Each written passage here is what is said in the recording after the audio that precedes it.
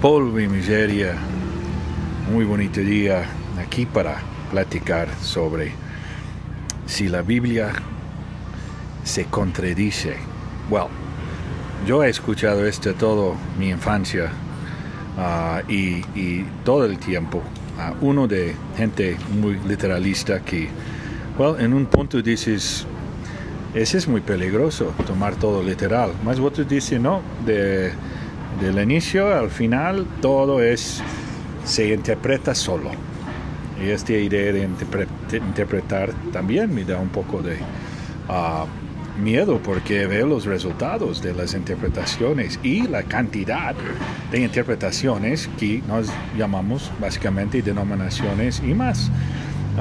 Y la otra es la idea de espiritualizar, que hay un espíritu atrás, que hay el Espíritu Santo, y ahí donde llega la revelación. Mas muchos espiritualizan y no es revelación, trata de ponerlo en un contexto metafísico, ¿no? Metafísical.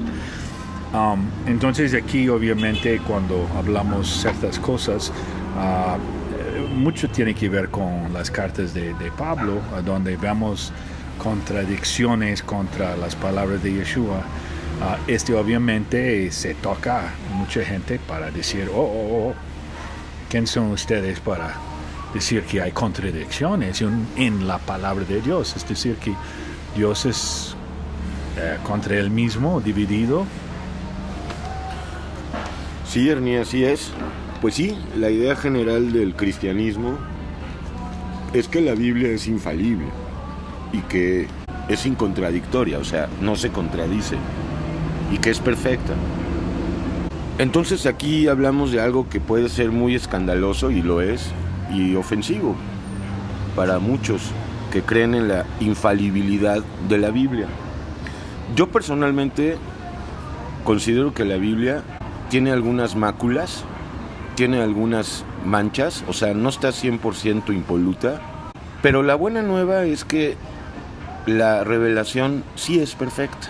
O sea, en otras palabras, la Biblia sí es imperfecta, pero la revelación, la cual la da Yeshua, es perfecta, impoluta. Y sí, como decías, las más grandes contradicciones las encontramos en los escritos de Pablo. Ahí claramente hay contradicciones a la palabra que dio Yeshua. Básicamente hay tres aspectos en los escritos de Pablo que son cuestionables, por decirlo de alguna manera. Hay un Pablo nicolaíta, o ciertos escritos nicolaitas que hablan de jerarquías dentro de la iglesia. Estoy refiriéndome a Efesios 4:11, Efesios 2:20, me estoy refiriendo a Tito capítulo 1 o primera de Timoteo 3, en donde hay un Pablo ahí que habla de pastores, obispos, diáconos, evangelistas y esto y del otro. Bueno, pues esto contradice claramente Mateo 23:8-12. Y Yeshua hablaba de nicolaísta en Apocalipsis, ¿no? La iglesia. Sí, y claro, el capítulo por excelencia que habla en contra de las jerarquías de Yeshua es Mateo 23 y 24, sobre todo el 23. Y en Apocalipsis 2 y 3, definitivo habla de la doctrina de los nicolaitas y de la obra de los nicolaitas. Primero todo comenzó como una doctrina, luego pasó a ser obras. Hay otro aspecto en Pablo, que es el Pablo misógino. Claramente hay un Pablo en ciertos versículos que no raya en la misoginia, es misoginia. Bueno, pues eso no se puede tomar como procedente de Dios, porque Dios fue el primero, Yeshua, que dijo, ya no hay hombre ni mujer. Vaya, él mismo reivindicó a las mujeres, porque inclusive fue a las primeras a las que se les mostró en la resurrección. Y también hay ciertos versículos dictatoriales de Pablo: imitadme a mí, yo ordeno, yo esto, yo el otro. Entonces, a la luz de esto, sí es posible ver que la Biblia sí tiene contradicciones, pero la revelación es perfecta. Entonces, esto no le va a gustar a muchos y a muchas, a la mayoría, porque están acostumbrados a las jerarquías, a rendirle tributo a los humanos. Sí, es retomar todo, porque llegamos a un punto de pensar que ya sabemos. Mas la revelación también nos muestra que nunca sabemos perfectamente. Vamos siendo perfeccionados para entender y siempre tenemos que estar abierta para escuchar cómo aplica la vida, porque también todo que Dios hace en nosotros, Él está aplicando sobre las pruebas, sobre la forma en que vivimos, sobre cómo la vida va cambiando. Y esta es muy grande porque es difícil decir, yo entiendo, ahora ya sé la Biblia. No, la Biblia está viviendo, la palabra de Dios vive en nosotros. Estos versículos que nos agarran la alma, Dios utiliza para recordarnos en todo lo que pasamos. Está Él a través, porque Él es el verbo, la palabra.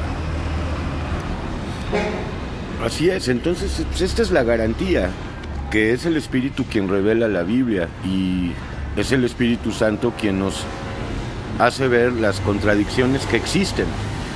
Hay contradicciones, chicas y grandes, y ya digo, hay básicamente 3 categorías en Pablo que no convergen ni empalman con la palabra de Dios. No es posible creerle a un Pablo misógino, que manda a callarse a las mujeres, que las manda a que aprendan en silencio. No es posible concebir que el Pablo que habla de pastores y obispos sea de Dios, cuando claramente en Mateo 23, 8, 12, Yeshua dice, entre ustedes no sea así, entre ustedes no se llamen maestros, rabí. Y bueno, la palabra obispo y diácono es absurda, porque en ese tiempo ni había. Y vivir, como el versículo que vimos ahorita, en el color que estás poniendo para separar un poco esto de vivir de evangelio, la forma de que muchos agarran para apoyar esto. Por ejemplo, el Pablo de 1 Corintios 5, en donde entrega a Satanás a una persona y más adelante con otros 2, pues es inadmisible, por lo menos para mí. ¿Quién es Pablo para entregar a Satanás a alguien? ¿Quién es Satanás? Exacto, entonces, por ejemplo, ese versículo que hablabas referente a las ofrendas, está en 1 Corintios 16. Le doy lectura. En cuanto a la ofrenda para los santos, ya la palabra santos es bastante ambigua y si no se entiende bien es un peligro. Haced vosotros también de la manera que ordené. Ya la simple palabra ordené lo descalifica, puesto que él no es nadie para dar órdenes. En las iglesias de Galacia, y da esta orden, que cada primer día de la semana cada uno de vosotros ponga aparte algo según haya prosperado, guardándolo, para que cuando yo llegue no se recojan entonces ofrendas, y cuando haya llegado a quienes hubieres designado por carta, a estos enviaré para que lleven vuestro donativo a Jerusalén. Quiero decir, de estos versículos se agarran los pastores en su propia opinión para tener dominio sobre los demás. Entonces, la conclusión puede ser muy aterradora, pero la verdad es la verdad. Pablo fundó el cristianismo, no Dios. Y Yeshua, Jesucristo, llegó para acabar este sistema religioso que viró el templo. Y vamos a ver los templos ahorita de piedra. Regresamos a la misma y no hay unidad. Así es, el 99.9, por no decir el 100% de las iglesias apóstatas son cueva de ladrones. Nada más. Se habla pura basura, la media verdad, y todo ahí el asunto es recaudar dinero y manipular y controlar a las almas. No pasa de eso. Más sí funciona el sistema, porque regresan las ovejas. Es atractivo, finalmente es más cómodo, más fácil seguir a un pastor humano que seguir al pastor invisible, que al final del día no es invisible, ¿verdad? Porque el Dios invisible se hace visible en Yeshua y en toda su creación. Y vemos, los discípulos terminaron dando las vidas. Y esto no lo vemos hoy en el cristianismo. Nadie está dando su vida. Lo único que quieren es hacer más dinero, porque justamente Pablo dijo, el que hable del evangelio, que viva del evangelio. Entonces, hay muchos ejemplos y poco a poco los vamos a ir exponiendo. Más uno para... Uno más, por ejemplo, hace poco lo hablamos tú y yo en Hebreos, en el capítulo 6 y en el capítulo 10. 2 secciones análogas, conocida como advertencia al que peca deliberadamente. Esto es un peligro. Esto es un peligro. Entonces, con la ayuda de Dios vamos a escribir un libro ya reservado, si Dios da vida, para el año que entra, que se va a llamar Los dos Pablos, el verdadero y el falso. Entonces, pues un ejemplo, por ejemplo, todo el capítulo 14 de la primera carta a los Corintios, que habla de hablar en lenguas, solamente se presta a confusión. Solo hay un versículo salvable, 2, que habla Pablo, pero de los 40 versículos de todo el capítulo, solo el versículo 19 y 20 se salva. Pero es igual con relación al hablar en lenguas. Entonces, lo que siempre decimos, Pablo es simplemente Pablo. Lamentablemente para muchos es San Pablo y en un momento dado es más importante que Dios. Terrible cosa, papá. Polvo y miseria.